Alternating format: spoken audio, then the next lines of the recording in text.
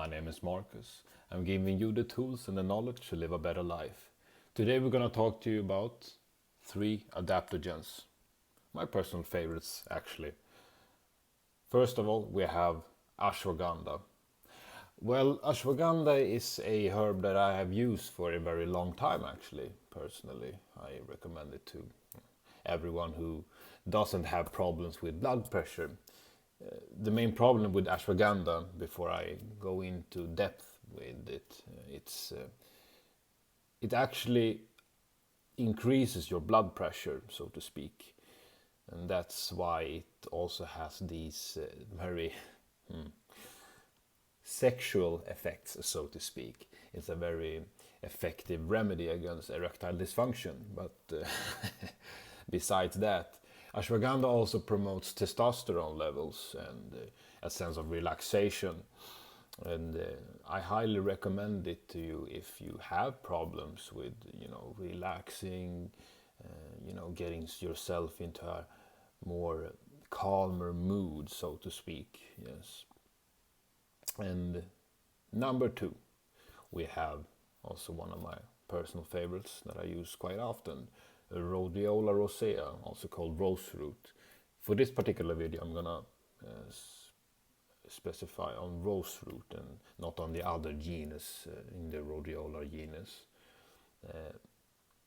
Rose root has been shown in studies to actually promote the production of serotonin, so it's actually a very promising medication for, depression and also for ADHD, because it inhibits the enzyme that breaks down dopamine. And dopamine, as we know, is a very important molecule for focus.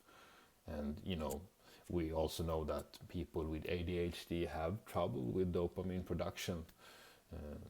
That's a fact. So it can also help with that. But also, since it promotes or inhibits the serotonin receptors, it will increase your serotonin levels and hence then your mood. So this is also one I personally use before I go to work or before I study or something else. And you should not take it in too large of a dose, since it can actually have a negative effect on your work performance. That's very paradoxical in a way, since a larger dose can actually induce sleepiness and a smaller dose can actually induce wakefulness. So be very careful about the type of rose root or adaptogens that you buy, because they have similar effects. The number 3, I don't use this quite often, but I have it in one of my stacks that I bought. It's a Swedish supplier, and it's called Bacopa Monieri. And Bacopa Monieri is also a widely studied plant. It can help in promoting testosterone production. We also see a lot of testosterone supplements that actually contains Bacopa Monieri together along with ashwagandha. So it can have a synergistic effect with those adaptogens. Yes. So these were my 3 favorites that I use. I use rose root and I use ashwagandha daily. Bacopa Monieri, not so much. Why? Well, nothing particular, I love all of those. There's a lot of studies on all of them 3. But I think Bacopa Monieri, that's not something I actually got into. But yes, so to summarize, if you're going to buy rose root, take smaller doses, not larger doses.